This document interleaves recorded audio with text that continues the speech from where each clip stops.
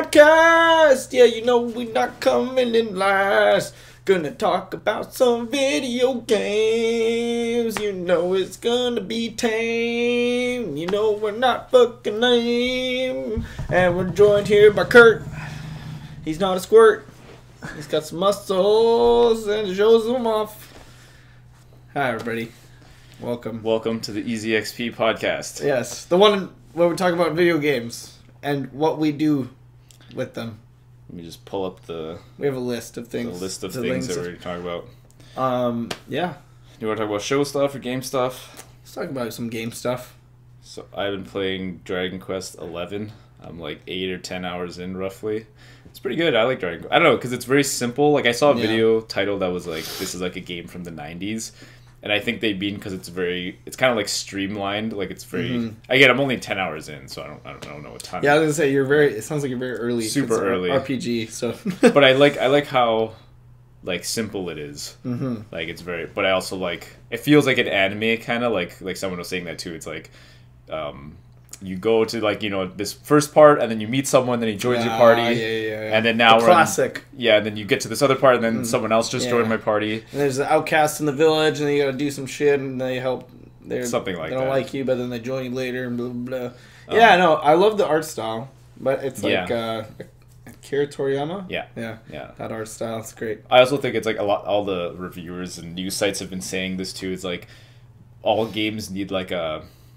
Before you start, if you haven't played for a while, it gives you that, like, what happened last. Like, every time you sign in to Dragon Quest, does that. It's nice. Yeah, they're like, this is what happened last, and this is where you're going. That's the other thing is, that, like, if I write a review or if I talk about Dragon Quest, the ease of the process of all the things, there's a lot of things it does for you. Like, you can auto-battle, right? So you can just set up kind of basic tactics, like it's like fight wisely or like go all out or like play defensive, and you can just click that for either any of the characters or all the characters you want. You just hit fight and then it'll just execute it. You can still do the normal stuff like choose attack or defend if you want to do that, but I just do it on auto. So if I'm grinding, I can just run into the enemies, hit fight, and then it just does the battling for me. There's auto running, right? So you can just like hit start and it'll just run automatically to like the point.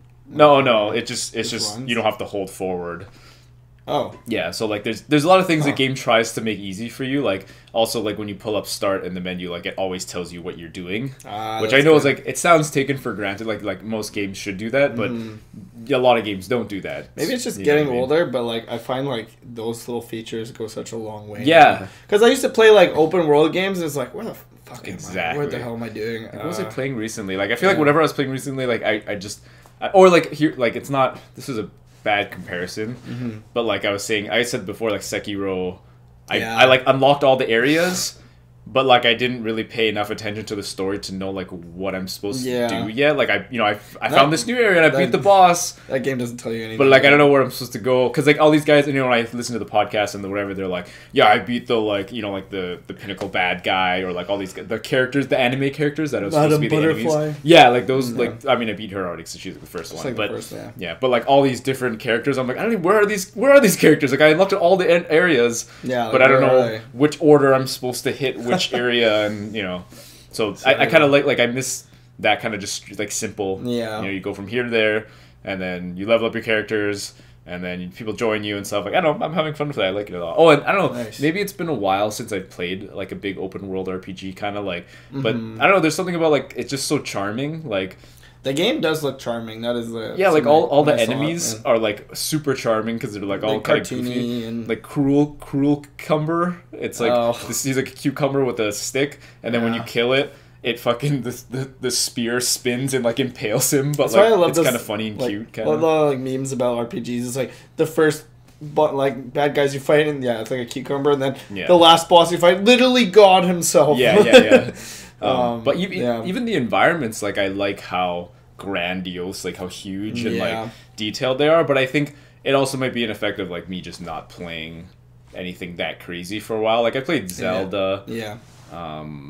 But I don't know. There's something I think Akira Toriyama is like his drawings are very like his art style is very it is charming. It's charming, right? Like cute and fun and kind of like describe it. Yeah. So I don't know. I'm having a lot of fun with that. I would suggest it if you're looking for like a nice standard JRPG to play. Yeah. Someone else told me it was like one of the best JRPGs they played. Like ever, maybe, or in a long time. I was like, oh, okay. I'm like, it's hard to compare it to like an RPG from the 90s, you know, like, because obviously the different eras and stuff. They were trying to argue with me that Nier Automata was like a good action RPG. And I was like, I don't know how many RPG elements there really are in that game. You can choose your weapons. I can feel the people. I know they're getting upset in the right forums, now. getting mad at you. And you can choose chips, I think. And I think there's a lot you can do in that, like choosing weapons and stuff like that too. Yeah, I guess so. But I think much customization. You don't think so? I gotta go back and play it. I don't know. But I also think like RPG in the sense of the way the story is too is very like not like what's his name, the Metal Gear guy. Kojima. Yeah. Like maybe not that, but it is kind of like a lot of people say like there's all these multiple endings, and you're also through a lot of those endings you're still like I don't really know what he's trying to tell me, right? But I like that though, and to a certain extent, right? But I don't know, for some reason I thought Nier Automata was a game that I thought I was gonna like, and then I did like it, but then I couldn't. You're not the only person I've heard say that. Yeah. It has everything like. If you write a list of like the things it has, like it sounds like a game we would love. I actually enjoyed it too. I did enjoy it, but like I couldn't get past like 20 hours somewhere.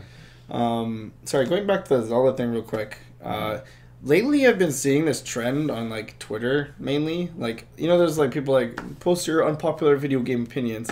So many people like shit on Breath of the Wild now, and I'm like, yo, that was actually like probably one of the best Zeldas. Like chill out. They're actually like it's not that revolutionary. It's not that great. I'm like it changed Zelda a lot. Yeah. And it's the engine, the physics engine itself is like actually pretty groundbreaking for a video game because there's not many games where people are literally discovering things that the developers weren't even aware that could happen. Like someone built like an airship or something in the game, and it's like the developers like what the fuck, I didn't know you could do that. So I don't know. I'm getting annoyed like seeing that because I'm like it's a good game. Like.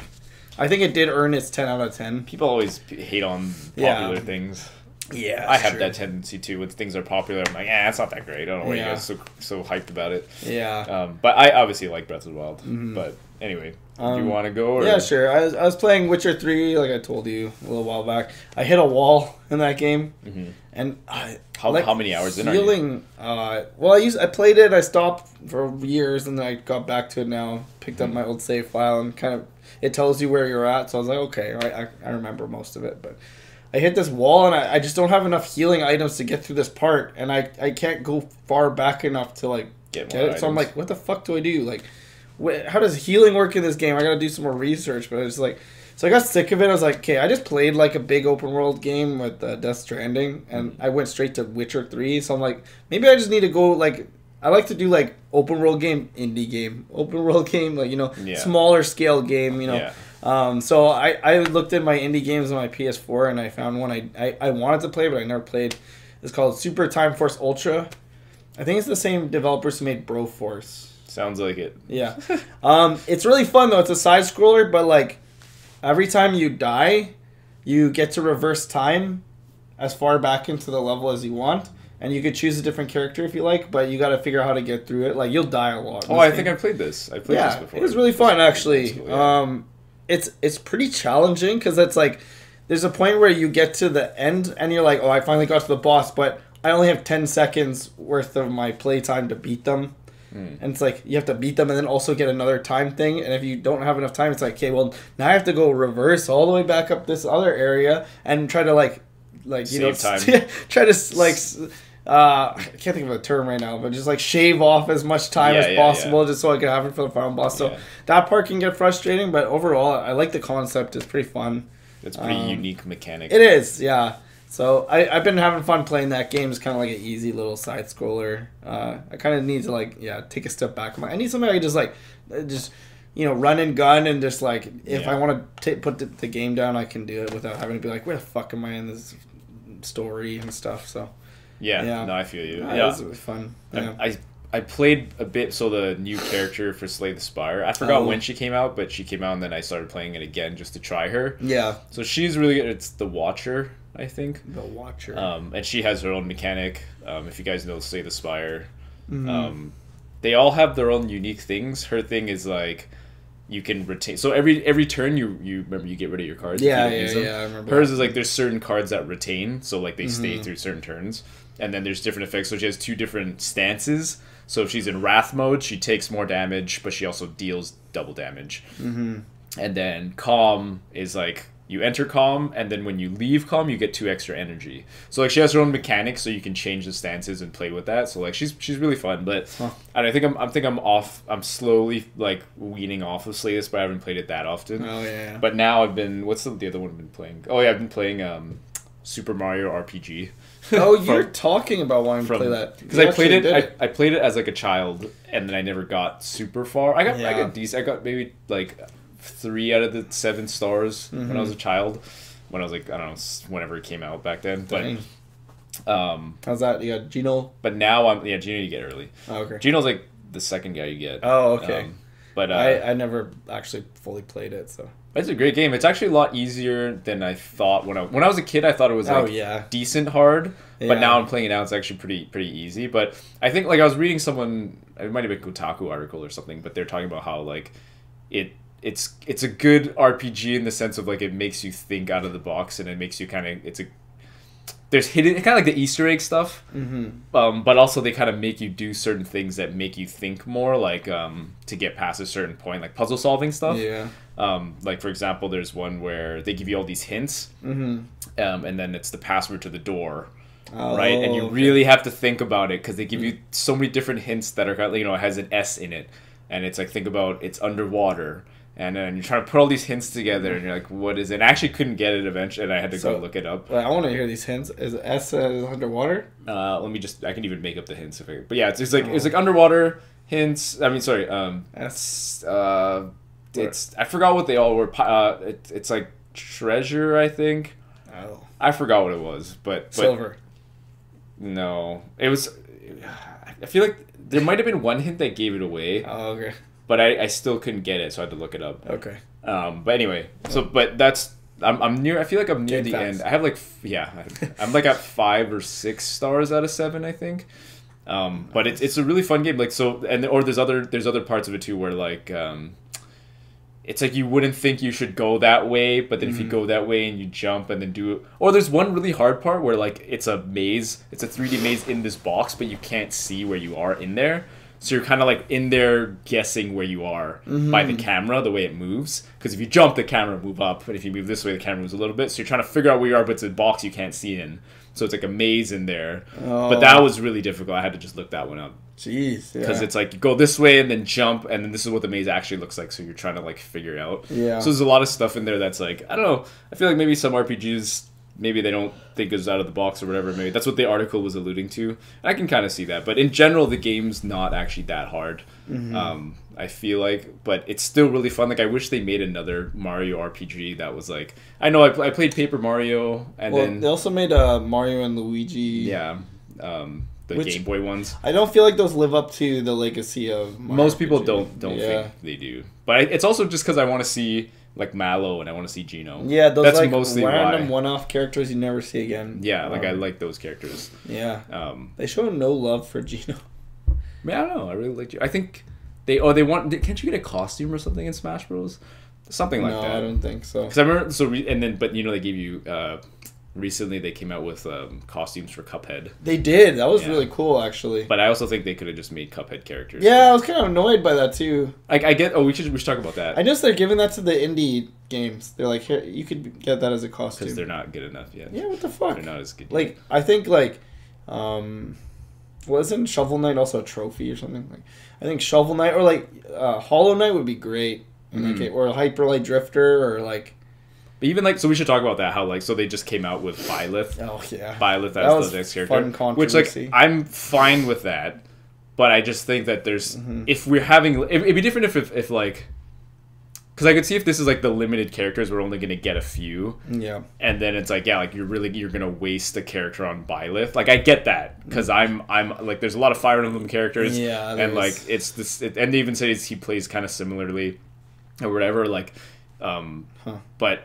I mean, like, it's just because I imagine, like, it's always nice when they come up with something that's, like, unexpected. Yeah. From, like, another There's so many different places they could pull from. The thing is, like, that Kratos. Yeah, exactly. Or, like just so... It was like... It's like when you found out Snake was going to be in there. Yeah, exactly. Like that's... Or, like, Cloud. Yeah. Or, like, I know this is... I'm pulling from Sony right now. But... or, like, Master Chief or something. Or, like, you know, like, just anything. Because it's Smash Bros. It doesn't really matter. If they pull from anything... Or even, like, a special... Like, I would love it if they pulled it from certain indie games, too, right? Indie games like, would be for great. Sure, right? Like, Hyper Light Drifter or whatever, right? Drifter would be great, yeah. I don't know how many people... But I feel like Cuphead would have been a perfect one. Cuphead is, like, big enough that... Yeah. Yeah, like, Cuphead they could have. For some reason in Smash Brothers, like, I like the cartoonier characters to play as opposed to, like, the sword fighters. Like Toon Link? No.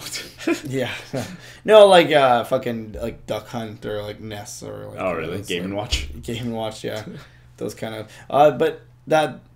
I think the only thing that, like, was a big controversy is, like, why did you save that one for last, you know, the Blylith one? He's not last. They're probably going to reveal there's 6 more characters. Yeah, exactly. They announced that pack. But, I mean, for this pack, like, I don't even have the game, so I was like, whatever. Like, anyways, you got Joker, you got fucking Banjo-Kazooie. So, to me, that was like, oh, that's worth it. Terry, like, they came out with Terry. And Terry, that was a good one. That's a good one. Banjo-Kazooie's a good one. I did not expect that. Yeah, like, those are good Banjo, picks. like, finally is like, fuck, yeah, he's in the game. Like, so many people have asked for that. Mm-hmm.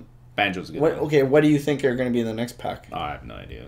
Do you think Waluigi will ever be? I think he will. I think he'll be like the last one. I think he might be the next one. Like, and that's what they're saying in the podcast, IGN podcast, I think, or whatever. Mm-hmm. They're saying that it's like maybe they were just like this was like the first. It's like the appetizer kind of, and then at like big events like E3 or like during the E3 time because they don't go to E3 anymore. Mm-hmm. But like during E3 time where all the unveils are Nintendo Direct, the Direct, like during a Direct or something, like during a bigger Direct, like during big times, that might be like their drop of what the next character might be. Yeah. Might be a bigger character. Like they don't want to waste their Waluigi. Everybody thought it was going to be Dante.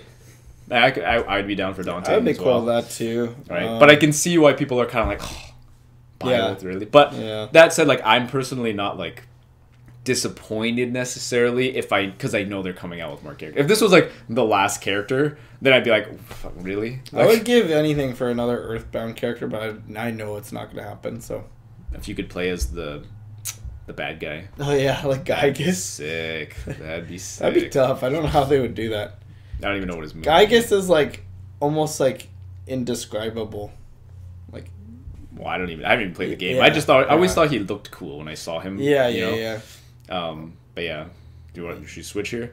Sure. Real quick, because our battery's getting low.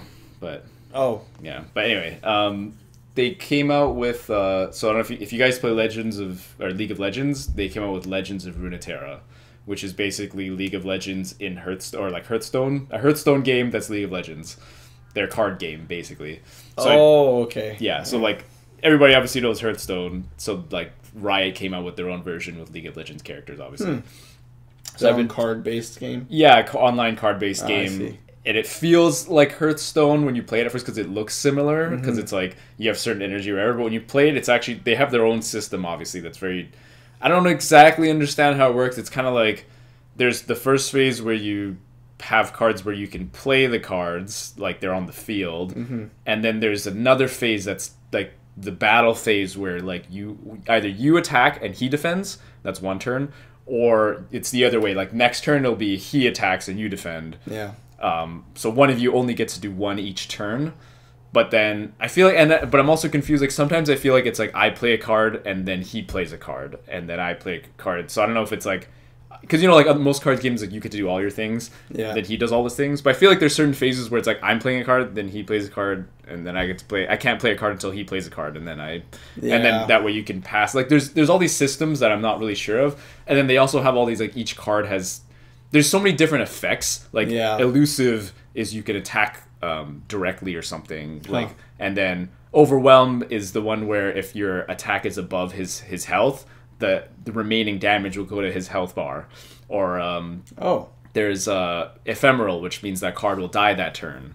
Then there's frozen, which for some reason their attack goes to 0. And then like there's so many of these effects, and it's just like playing with it out the gate. Like they're trying to give you tutorials, but there's so many tutorials that are teaching you each one. So I'm like, I don't know how I'm gonna remember all this, because then they also have the effects that are based on those effects, right? Like, if this guy's frozen, then this guy gets +2, whatever, and then you can do this if this guy that. And I'm just like, there's so many things that I'm not quite ready for, because it's something like, that you have to learn through time. Which is funny because me and my friends were making that joke. It's like, this feels like a commitment. Yeah. Much like League of Legends itself. Oh my god. Right? It's like the learning curve is so high.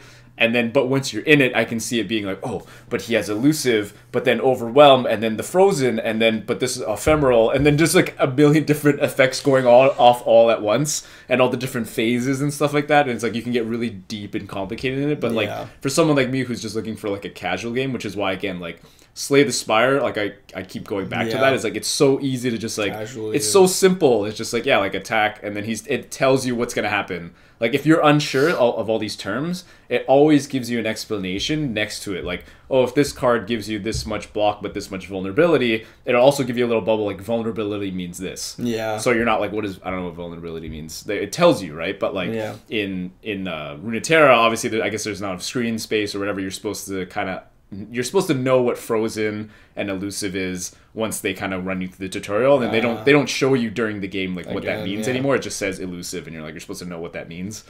But it reminds me of Hearthstone in that sense, where there's certain things that happen you're not really sure, but it's probably a lot more complicated and deep than that. Just from my short experience, I've played like maybe 7 of the tutorials, I think. But I don't know, but I'm also not like super into like playing other people like Hearthstone and stuff, because eventually like their decks will get better than mine, because I'm not going to play enough to have, you know what I mean? But I'm sure their ranking system, blah blah blah, but I don't know if I have that in me to commit, like another that much time. I was looking for like a casual game, and I really want to like be in it because I love League of Legends, right? Like I love the characters and all that stuff, but the game might demand too much for me at this moment. Maybe like I could casually play and not know what's happening. I guess I could do that. Just play cards and like maybe it'll work out.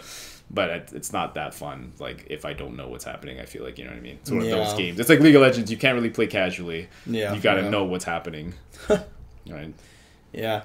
Been playing Star Wars. Oh yeah. Every time Zach comes over, we play Battlefront. I just play Battlefront 2 on my Xbox. Xbox, yeah. Fun. Battlefront 2 is fun. It's a fun game. It's a nice popcorn game, right? It is, yeah. You just run, and it's like 20 on 20. Doesn't really matter. You die or whatever. Exactly. It's kind of you just play. Keep going. That's fun. And then lastly, well, it's been our battery's been red for a while. Yeah, but I'll finish with the Mob Psycho. So I've been watching Mob Psycho 100, which is an anime, and apparently it's like one of the best anime of last year, the second season at least. So I watched all the way through the first season. Now I'm like at episode 8, I think, on the second season. And I see why people like it, but I don't know if it's one of the best anime. It looks like the main character looks weird. Yeah, well, he's supposed to be. He's an introverted, quiet character. So what I like about it, serial killers? I like the writer. Like so it's about like psychics, like telekinesis. Okay. Like everybody. So it's kind of like X-Men, kind of, but it's not X-Men. But that's the idea, is that this kid has telekinetic powers or like psychic powers, and then his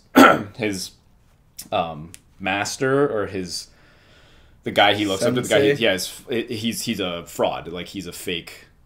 Like he scams people, right? Like, I have psychic powers and I'll get rid of these ghosts for you, but he does some fake stuff and it doesn't work.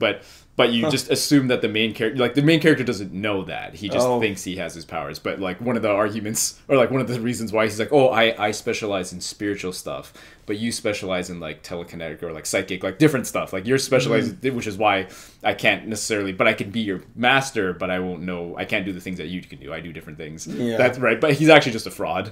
And that's why he's funny. But I like the writer in how, like, the themes of the show. So for example, like Mob himself, he strives to be like a normal person. Like he doesn't want to be like special. Like, and it's part of that. The master said that right at the beginning, is he's like, you know, being special because you have psychic powers is the same as being special as having like athletic abilities or being pretty or whatever. So you can't think of yourself as like special or whatever. You still have to be a good person. Yeah. Right.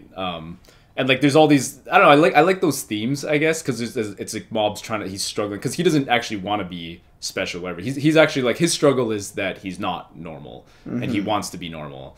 And then they also have this, like, one of the arcs is like the brother, his younger brother, like he's like the perfect student and like he's athletic, you know, one of those like perfect, you know, valedictorian type characters. But he wants to be like his brother and have those powers because he's like, I'm not special, I'm just like fucking everybody else, And I'm like, I'm the best in my class, but that's not special. Like, I'm not special. Yeah. Right? And then, so that's one of those issues. And, like, his brother kind of resents him deep inside. But he's, on the outside, he's so, like, I love you, brother. And he doesn't. It's both. Like, he's pulling from both ends. He's a very, it's like, that's a complicated character, right? Because he's like, he loves his brother. And he doesn't want his brother to feel stressed because he knows his brother's, like, low self-esteem, kind of, like, introverted-y, kind of, you know, one of those characters. But he loves his brother. But he also envies him because, like, he's like, I want those powers. I want to be like that.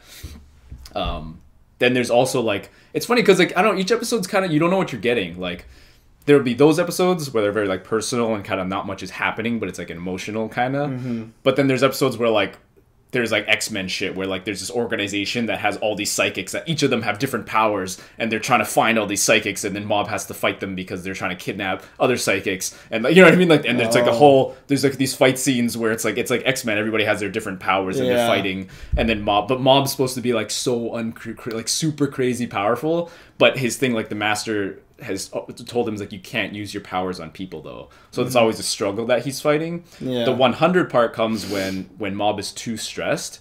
He just goes from his introverted, like, I try not to hurt people, I try not to whatever, to, like, 100, and he blows up, and he just fucking can, like, wipe everything out kind of thing. Wow. Right? So it's, like, it's funny because whenever certain things happen, they show the number, like, 78, 79... 81, right? Like, he's going up because he's, like, getting more stressed, right? And that's why, like, the brother can know that. He's like, you don't, like, his brother gets choked, like, don't fucking stress my brother out because he's gonna flip on you, right? He's like, don't fucking stress. Like, I just try to keep my brother from not flipping out because he's, you know, he'll fucking explode, right? But like, you'll get those episodes, but then you also get another episode where, like, there's one of my favorite episodes in the second season, which it started out really boring, where it's his Master's getting, like, exposed. Like, he's on TV and he's getting caught as a fraud. And then he's just like, oh, my life sucks. And, like, and this is when Mob kind of, like, doesn't want to hang out with him for a little bit. And then, but then later it's like the Master's like Mob and them kind of make up after. And then the Master's like, oh, I guess you saw all that shit where I'm a fraud and shit on TV, right? And then Mob's like, no, I know who you are. Like, I've always known who you are. You're a good person. And you're like, oh no. And then it flashes back to, like, when Mob first stepped in his office as a child. And that's when he was like, yeah, like, you know, you can't be, but you have to be a good person still. Like, just because you have powers doesn't mean you could be, like, a dickhead. Yeah. Right? And then that's when he's like, yo, I want to, like, that's when he decided, like, yeah, this is my master because he's, like, a good person. Yeah. Right? So it's like, it's interesting. There's all these, you don't really know what you're going to get each episode. Right? But I can see why people like it. I don't know if I'd call it, like, the best anime I've ever watched or whatever, but it's definitely, like, different. Like, it's different paced, clearly. Okay. Right? That was a good video game. Well, thanks for watching, everybody. Tune in next time where we'll talk about how we finally just beat that game we just talked about. Or we gave up on it. One of the two. See you next time. And remember, if you're not easy, you're not getting XP.